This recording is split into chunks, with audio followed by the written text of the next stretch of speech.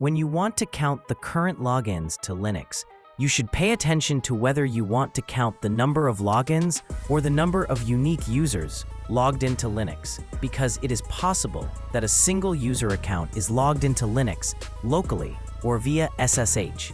The W command provides complete information about current and online logins in Linux. For example, in this output, there are 3 logins.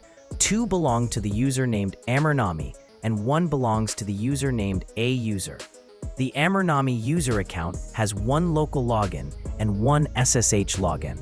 In the output of the W command, the first line shows the number of logged-in users, which here is 3 users, but in reality, this number represents the number of login sessions. The users command also shows that there are 3 login sessions in Linux, 2 for Amernami and 1 for AUser.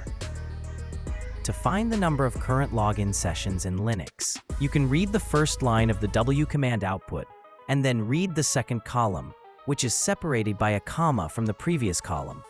This is the 3 users part, and afterward, you can extract the first column, which is the desired number, using the command awk.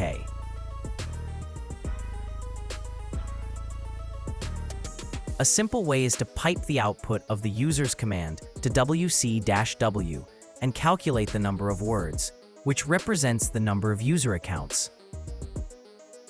To find out how many unique users are currently logged into Linux, I use the w-h command to remove the first line and the column headers from the output of the W command. Then I use the awk command to extract the first column, which contains the usernames. Finally, with the sort-u command, I remove duplicate usernames to get a list of the current users who are logged into the system. After that, I use the wc-l command to count their number. Additionally, I can use the who command instead of the W command. I hope you found this video helpful, and I'd really appreciate it if you subscribe to the channel.